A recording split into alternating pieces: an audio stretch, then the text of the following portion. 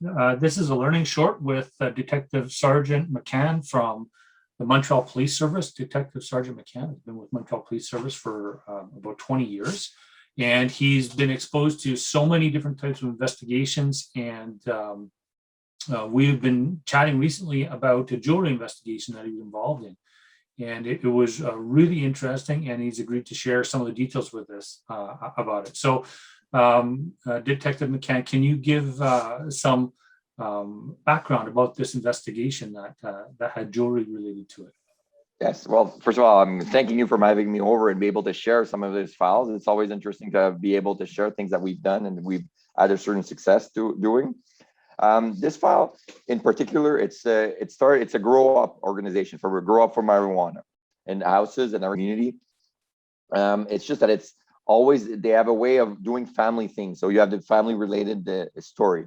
How this file started, it was interesting because we always have to give names to our files. And the way we came up for the names for this one, Project Galion, the way it came up about is we started by going like the garden center where all the grow up or all the guys producing would go to get their equipment and to get the earth and everything. So that was kind of the mothership. And then we were finding names. We had like Galion, Bonefish, and a few others named. And those were ships that were sank during the Second World War. That's how we managed to see. So we had the battleship was the aircraft carrier, and then every other project was a still name of a ship that was sink during the World War. We always have to find a funny way to get into our names and everything, and that's how we proceed with that one. So that file started. It's a guy. It wasn't going to get his equipment. He brought us to his house. When we started looking, we found 2 or 3 other grow-ups that he was involved with. His wife that he was with also had the house. She was the owner. She wasn't coerced. She had the priors. It goes all over. They always do that repetitively. And we found out that she had bank deposits at the bank. The name is bank vault or the security box. Like a safety deposit box? Safety deposit box. That's what I was looking for. And when we managed to get warrants and to get search warrants and everything, we found in her safety deposit box there was over 150 or $250,000 worth of gold, jewelry, and different things. A lot of money. We see over $40,000 in that file and everything like that, and the different grow-ups and everything. And in our investigation, it led us to be able to get the confiscation orders on the houses and on the jewelry that was seized and the gold plates and everything. Wow, that's a summary of the investigation. Yeah, that's fantastic. Is that something that you've seen like connected a lot, like grow operations and it's jewelry? Not the first time. We've often seen that coming across in our investigation. A lot of the subjects that we deal with and everything do get safety deposit box to hide stuff, either money or jewelry. Growing marijuana, it creates money. The money that you get from there, you have to somewhat find a way to keep it. Keeping huge bundles of cash gets hard. Even if the currency can be higher and the bundle doesn't take that much space, but at the same time, turning it into gold or into jewelry, it's easier to carry around. It's easier to have it cross border and traveling with it. So we've seen it going around as a pattern of buying gold and jewelry to recycle all the money, the profits that come from the sale of the drug. So it's part of the criminal enterprise then. Yeah, absolutely. So you mentioned gold bars. Can you give me an idea of like was it just gold bars or was there other types of jewelry that was with this? Yeah. What we have, it was gold bars, different size, different. It was really like we had about 14 pendants, different, either a Buddha in yellow gold. We had metals. We had with the precious metals with quartz, jade, or different. We had earrings. We had all sorts of different things, and then we had really like gold port. We had 10 ounces bars. We had half a kilo bar. We had a kilo bar of gold. One was from the Royal Mint, the Canadian Royal Mint. Others were from either Johnson and Matthey or from the Royal Bank. They were all official with their serial number. and she had a lot of different things in her safety deposit box of that type, and jewelry of different type or different horizons. Yeah, that's so full spectrum really is what we're talking about. Yeah, absolutely. There was all sorts of high and low and everything for sure. Sounds like it was items that you'd store wealth with, but also items that you'd adorn yourself with.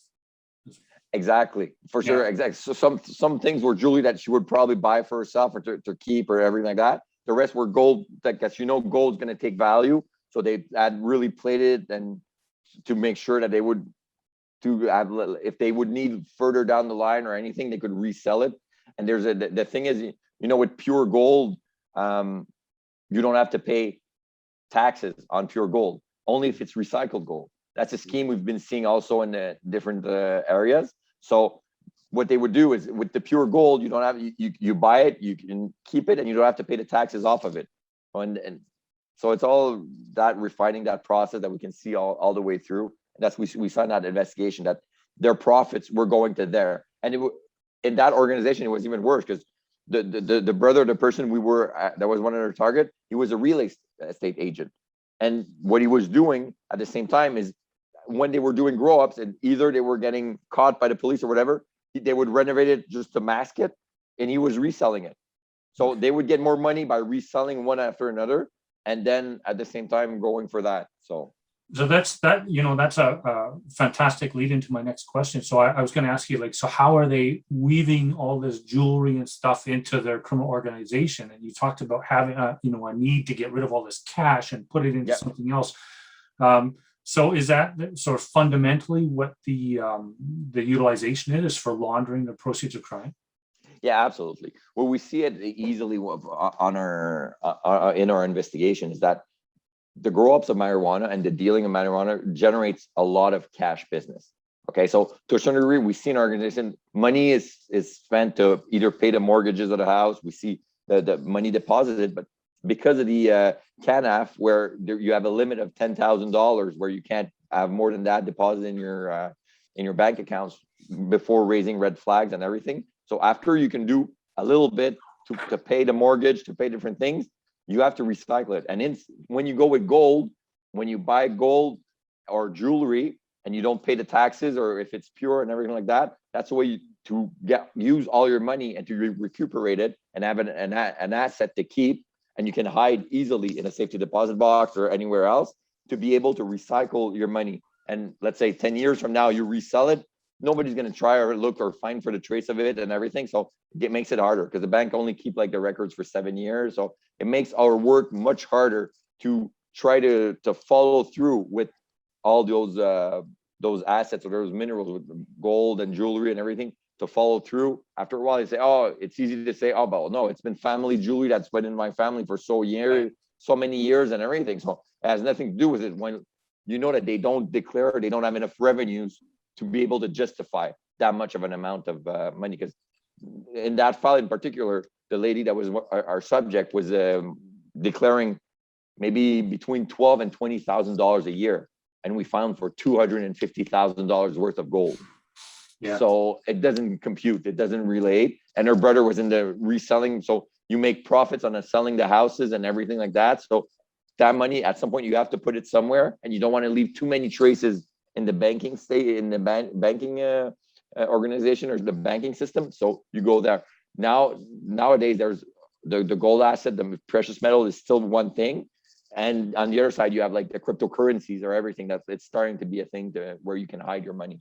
Yeah. Yeah. Fantastic. And so what I gather from that is, like with assets like houses or cars or even putting money into the bank, those things can be traced, those transactions can be traced. But with the jewelry or with the gold bullion, those are they're not registered assets and they're harder to trace. Is that correct? No, that's it. The gold bars sometimes have serial numbers, so you can trace where it was bought, but it's all the work that has to be put in and everything to retrace or to find the right jewelry store that sold that part, or that it's hard to find it or to get the trace of it. So in a way, whoops, after a few years, it just slides out, and the companies don't necessarily keep all the records, all the receipts of everything. And when you buy it, if you buy cash, oh, it's going to have a receipt. They gave me a name I don't know who it was exactly. So you have no coordinates or anything. So it's very hard to retrace. So that's actually brings up a great point about like who bought this and where and stuff like that. So is there any indication with the items that you seized that there was, receipts with it or stuff that showed where it came from or, like where it was purchased from? No, that's the problem. We had no receipts, no anything, nothing at all to be able to. And even when they testify, they have no receipts, or they don't often know. Oh, it's been in our family for so many years, and it's hard to prove when you have a jewelry or a necklace or a pendant or whatever. It's very hard to prove where it came from or where it was built. There's not really a date marked on it. Sometimes there are some indications, but it's not that easy to know where it comes from. So it's easy for them to just put on the side and give and say whatever they want as a testimony. Yeah, exactly. So yeah, this is absolutely fantastic. So what learnings, would you share with police on this? What would you say, like, as it relates to jewelry and criminal organizations that are producing marijuana? What would you say? You mentioned it's common practice for that. Yeah, that's it. It's a common practice, and it's for jewelers. If you see people coming with huge sum of money of cash or to buy, and especially if they're looking for pure golds or gold bars, or they're looking for different things, it has to raise a red flag or something that maybe it's not, and they don't really want to give an ID. They don't really, no really indication of what they are and everything, or they want to try to sell old jewelry and to try to get pure gold or different things. Those are all systems or schemes that are used to recycle the money that they get from or to do.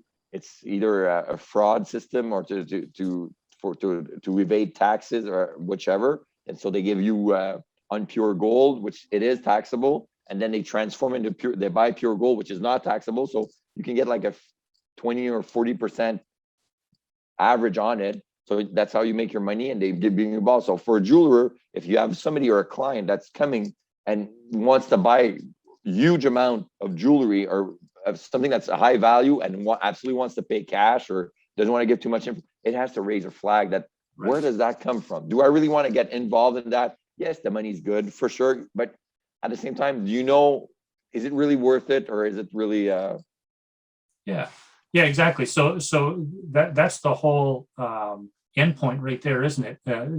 That when something like that is unusual, they want to buy copious amounts, or they have piles of cash they want to spend. These should be red flags right away that there might be something suspicious in nature related to this, and then that might then trigger them a requirement to filing a suspicious transaction report or those kind of things. Absolutely. But it might not be a transaction that they want to deal with. That's fantastic. You know what? Thank you so much for sharing this investigation with us. And that really, it takes us to the end of our the things that we said we're going to talk about. So I really want to thank you for your time, and we'll be chatting soon for sure. Thank you very much.